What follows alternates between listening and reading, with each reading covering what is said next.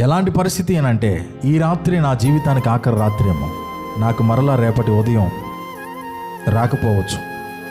ఏ విష సర్పాలకి నేను ఆహుతి అయిపోతానో, ఏ పులులకి, సింహాలకి, మృగాలకి నేను ఆహారం అయిపోతానో అనుకుంటూ గుండెల్ని అరచేతుల్లో పెట్టుకుని వణికిపోతూ ఇక్కడే నిశ్చేష్టుడై మిగిలిపోయిన రాత్రి ఆ రాత్రి. కానీ ఆయన ఉన్న ప్లేస్ ఏదో తెలుసా?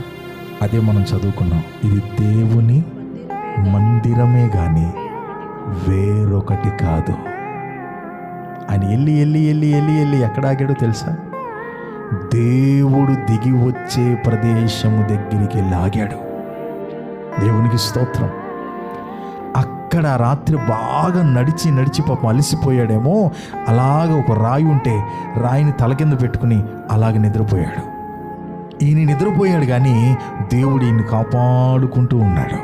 ఉదయం లేచి చూసుకుని, ఏది నేను బ్రతికే ఉన్నానా, ఇంకా నా ప్రాణం నాలో ఉందా, నేను జీవించానా అని చెప్పి పక్కన చూసుకుంటే అదిగో సింహాల అడుగులు గుర్తులు అక్కడ వరకే ఉన్నాయి.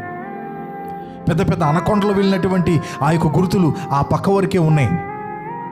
పులులు వెళ్ళినటువంటి ఆ గుర్తులు పక్క వరకే ఉన్నాయి. గుంట నక్కలు, తోడేళ్ళు వెళ్ళినటువంటి ఆ అడుగు జాడలు ఆ పక్క వరకు ఉన్నాయి. ఇదేంటి ఇక్కడ ఉన్నాయి కదా, ఇక్కడికి ఎందుకు రాలా? దేవుడు కాపాడుకున్నాడు. ఎందుకంటే నువ్వు వచ్చి ఆగింది ఎక్కడో తెలుసా? దేవుని మందిరం దగ్గర ఆగావు. దేవుడు దిగి వచ్చే స్థలం దగ్గర ఆగావు. ఈయనకి భవిష్యత్తే లేదు. ఆ రాత్రే ఇక ఆఖరి రాత్రి. కానీ ఒక భవిష్యత్తును చూపించింది దేవుని మందిరం. ఆ రాత్రి ఆఖరి అయిపోవలసినటువంటి ఆ వ్యక్తి పేరు మీద ఇవాళ ఒక దేశమే ఉందంటే ఎంత అద్భుతమైన ఆశ్చర్యమో కదా. ఇవాళ ఒక దేశము పేరు కదండి ఆ వ్యక్తి పేరు. ఆ దేశముకి ఇజ్రాయెల్ అనేటటువంటి పేరు ఎందుకు పెట్టారు?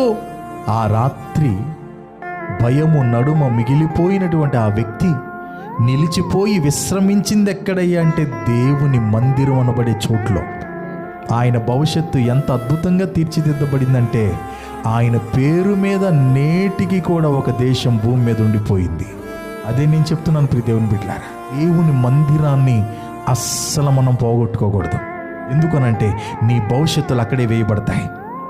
నీ బిడ్డలకి భవిష్యత్తు లైన్ కలిపే ప్లేస్ అది. నీ భవిష్యత్తుకి ఒక రూట్ మ్యాప్ దొరికే ప్లేస్ దేవుని మందిరమే.